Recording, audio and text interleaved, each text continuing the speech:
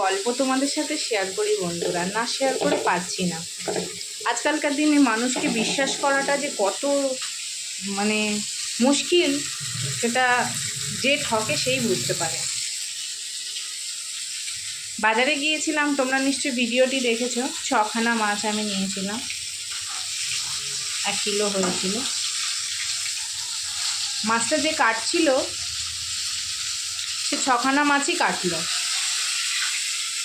সে কায়দা করে ব্যাগের মধ্যে 5খানা মাছ দিয়ে দিয়েছে, 1খানা মাছ চুরি করে নিয়েছে। মানুষ কতটা নিচে নামবে। আমি ওজন করে যা দাম তাই নিয়েছি, সব কিছু হয়েছে, কিন্তু আমার কাছে ভিডিও রয়েছে 6খানা মাছে। ও কিন্তু 1খানা মাছ চুরি করে নিল। তাতে ওর লাভটা কি হলো?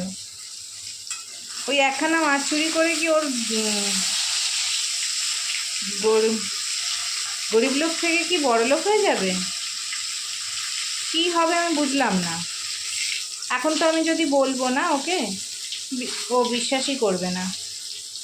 তো এই হলো ব্যাপার। মাছটাও কাটা হয়ে গেছে, ব্যাগে ভরেছে। আমি পাশ থেকে চিংড়ি মাছ নিচ্ছিলাম, সঙ্গে সঙ্গে সেইটুকু টাইমের মধ্যে মাছটাকে চুরি করে নিয়েছে।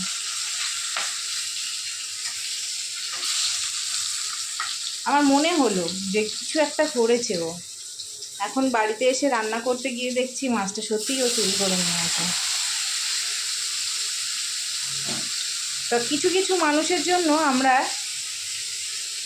সবাইকে দোষী মনে করি, ঠিক এই ধরনের মানুষগুলোর জন্য, যারা সব সময় ওত পেতে থাকে মানুষকে ঠকানোর জন্য।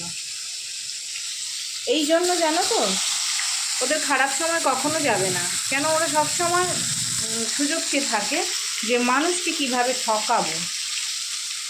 সৎভাবে উপার্জন করছিস, খাটছিস, সবই করছিস, কিন্তু এটা করে লাভটা কী হলো? তোমরা যদি এই ভিডিওটা সবাই দেখে থাকো, শেয়ার করে দিও তো বন্ধুরা।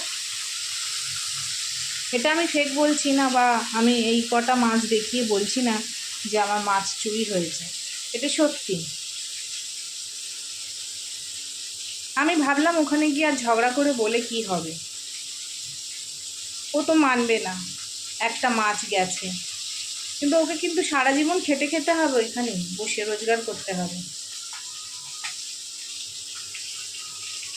বলতেই পারতো, বৌদি এত বড় মাছ দেখে আমার খেতে ইচ্ছে করছে, একটা আমায় দাও, দিয়েই দিতাম। এটা করার দরকার ছিল না। আশ্চর্য হয়ে যায়, আশ্চর্য হয়ে যায়। এতটুকু বিশ্বাসের জায়গা নেই। যাক, আমি তো এখন এই দেখেই আমার মাথা খুব গরম হয়ে গেছে, রাগও ধরছে, কিন্তু কিছু করার নেই। তো এখানেই ভিডিওটি শেষ করছি। ভালো থেকো, সুস্থ থেকো, আর সতর্ক থেকো।